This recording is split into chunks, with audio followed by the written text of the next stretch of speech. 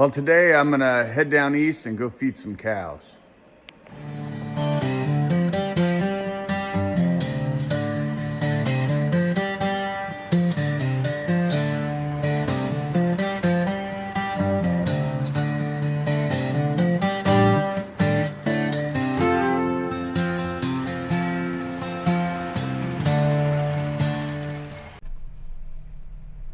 Now, usually we don't park this tractor in the shop unless our kind of rule of thumb is if it gets 0 or below at night, we'll bring it in, because there is a place down a lot closer to these cows that where we're feeding, but it's not a heated shop or anything. It's just a lean-to pretty much. So you've got cover, and then it does have a plug-in, so you could plug your tractor in so it starts up easy. But if it gets below zero, we bring it home. Or if there's a lot of snow in the forecast, which there really wasn't. It wasn't so much because of snow, it was just because of the cold. And it's now warmed back up where I think it's going to be above 10 at night, maybe even above 20. I don't know, I haven't really looked. I know it's quite a bit warmer, so when I'm done feeding, I think I'm just gonna leave it. I haven't totally decided yet. I think I'm just gonna leave it down there. I'm gonna have my son come pick me up.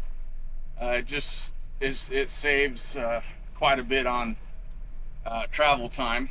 And then what we do is Willie just drives his pickup down there and jumps in the tractor, does his feeding, and then parks it back in that lean-to and drives home. So we got a little bit of snow. This has been the mildest winter I could ever remember. I think the ground was only froze for like 3 weeks maybe, and usually it's just 2 months straight, and we haven't had much snow at all. We have what you see, and I don't know, it was kind of windy when it happened, so I don't know, 3 or 4 inches. It drifted pretty bad, but it wasn't much, and the only other snow we've gotten is maybe a couple inch or 2-inch snows is it. Things are pretty dry. This is kind of a nice break, so you don't have to worry about fire for a little while. It's probably going to be gone in a couple days though, because it's supposed to be 62 or something. So it's going to be gone, and it'll probably be a little muddy. Mildest winter I can ever remember. I don't know if you can see out there, some deer out there, some whitetail, looks like some does and some fawns.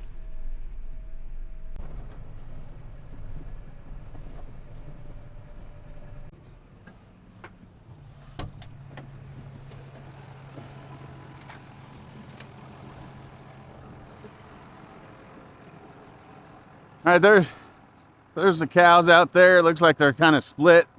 Looks like half of them are over on the other side of the ditch, which the crossing's actually over that way. So I'm gonna slip in here and get my hay.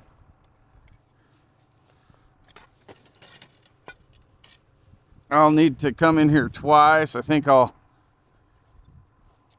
give them 8 or 9 bales. I can carry 6 at a time, so it will be two trips in here. Haven't quite decided if they're gonna get 8 or 9. We give them, the 9 would be if I think it's kind of cold, which I don't know, it's 25. I should have checked. I think it's supposed to get almost 40 today. So I don't know, we'll just see.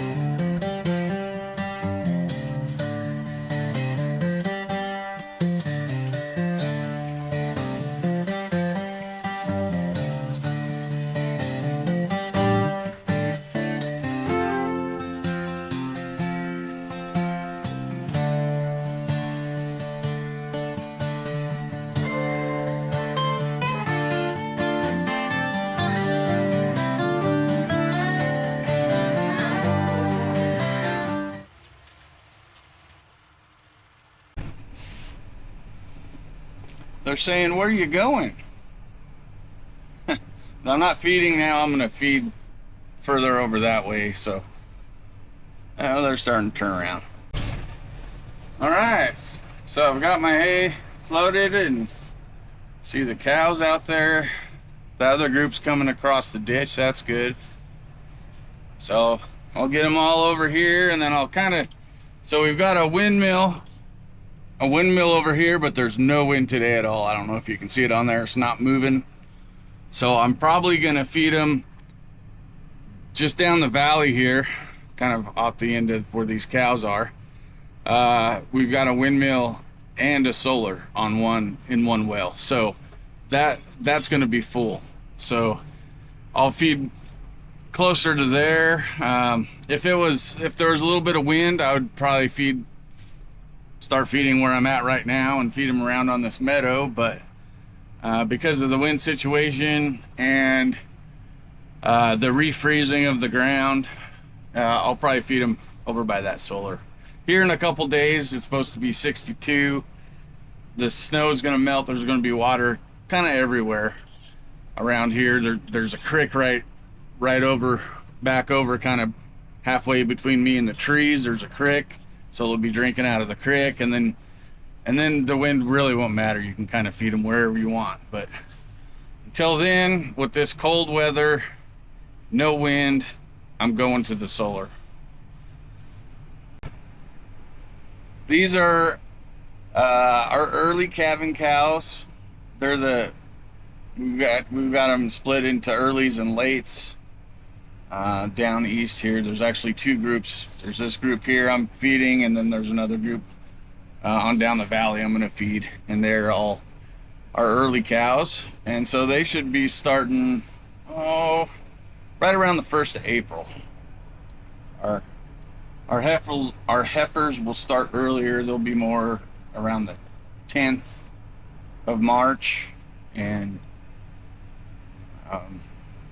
yeah, so that's how we do it, and it works pretty good. Well, hopefully the weather is good for us during calving. It has been ever since the last bad spring we had as far as blizzards and stuff was in 19. So I mean, we need the moisture, but I'll take the rain in the spring over the blizzards in the spring, earlier spring when we're calving. There's that windmill, and you could tell, it's calm, it's still, there's no wind. I'm betting that tank is empty. If not empty, pretty darn close to it. 'Cause I don't think it was windy last night, or really yesterday maybe. We were gone, but I think actually maybe it was windy yesterday. So if they didn't drink it through the night, it might actually be full, but these cows will go through that pretty quick if it's not pumping. So down here, we've got our solar windmill. And I think I'll probably just start feeding now.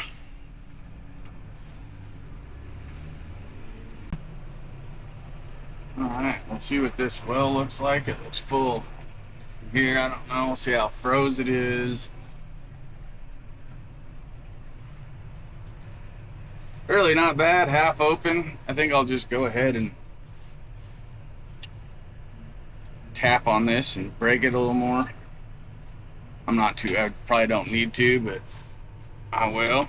Let me tell you, we used to always have loader buckets instead of our dozer blades instead of loader buckets. And then when we started baling more, we slowly got rid of our dozer blades and got loaders. And it's great when you have ice. No more, we still carry around an axe and a pitchfork and all that, but more oftentimes than not, you can just hit it with your loader bucket and even scoop out. If it's thick, even scoop it out. But as far as like having to use an ice to break up a tank, and using an axe to break up a tank, it really doesn't happen anymore. So this is good. This is gonna stay good as long as the sun's shining. It has to get pretty cloudy to shut that solar off. So now I'm gonna swing back. I'm gonna feed back that way and then grab a few more bales and then and then feed that out, and then go feed my other group over there.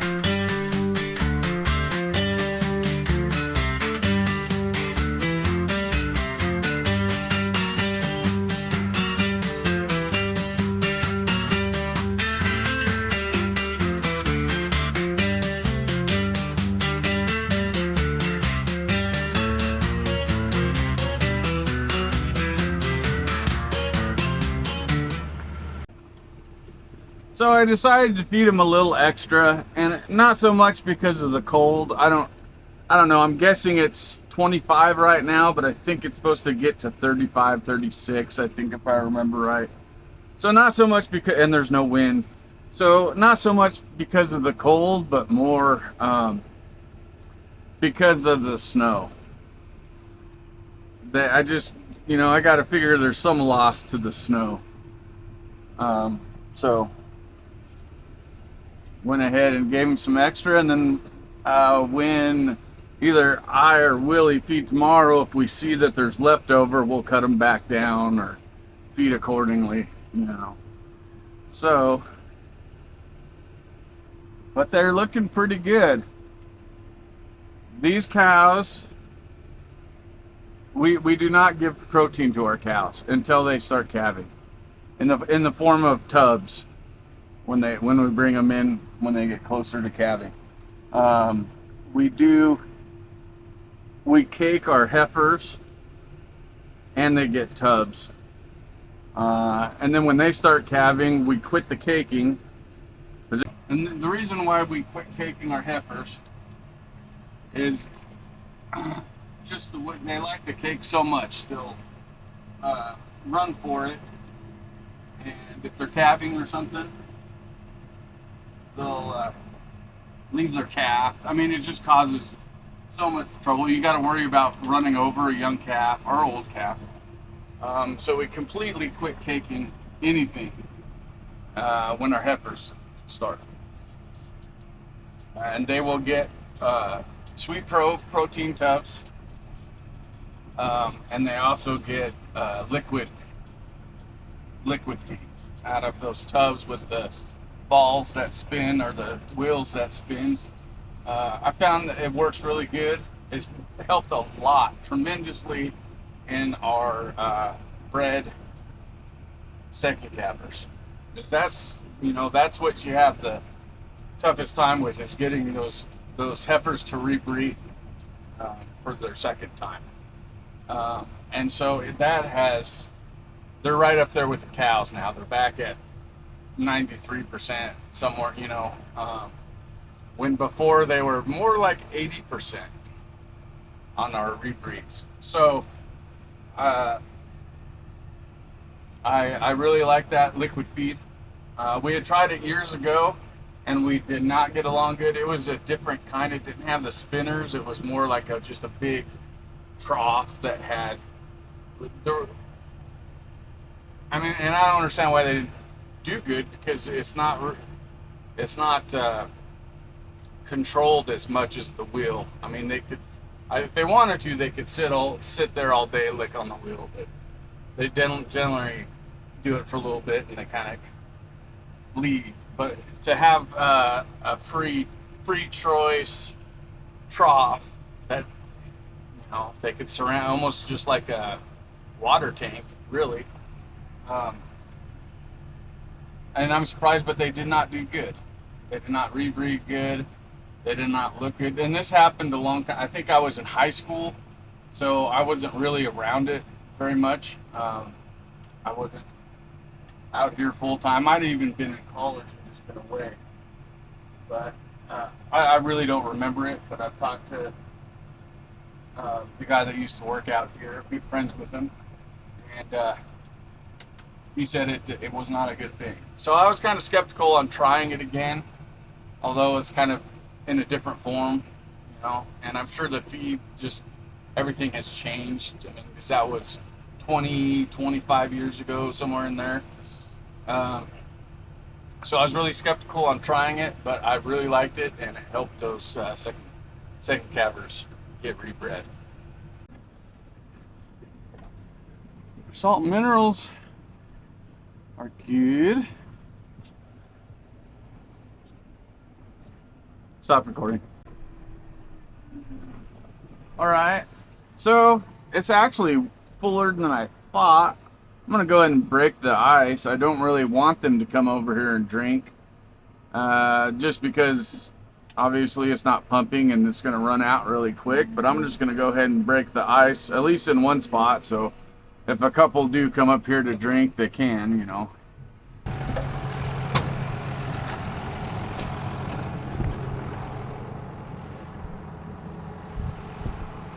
Oh, yay, he does have a pitchfork on here. Sometimes these get taken off and don't get put back on. But I also have a shovel. I like a good old pitchfork. Can't go wrong with that. Like I say, I'm not gonna get too crazy here as far as pitching. And if the wind does come up, that's gonna thaw it out pretty good. So between them drinking it down and then the wind coming up and refilling it with warmer water, it's gonna help a lot. That should be good.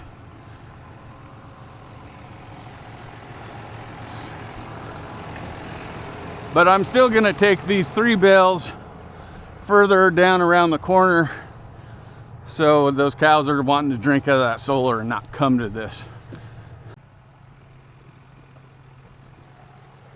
All right, so I grabbed my second load.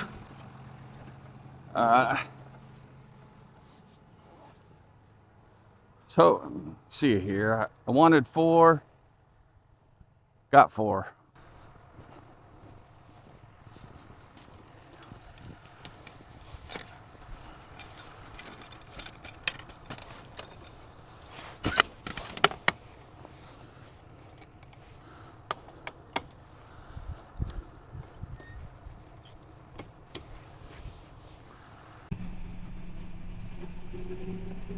All right, so I got that first group fed. Now I'm gonna go down and feed this second group. And they're all early cows. Nothing's different about these 2 groups. They're just kind of came out here one day and shut the gates and had them split the way we needed them. Because we've got hay down there, not as much as here. So this is a bigger group. I'd say it's 2/3 of the cows are in this group, 1/3 in that group. So I'm gonna get down there, get them fed, give my son a call, and he can come down here and pick me up, and we can leave this tractor down here so we don't have to keep running it back and forth. Here they all are waiting for me at the auto gate, rubbing on the fence. Up here and get these fed and be done with my feeding. Perfect timing. My ride's here.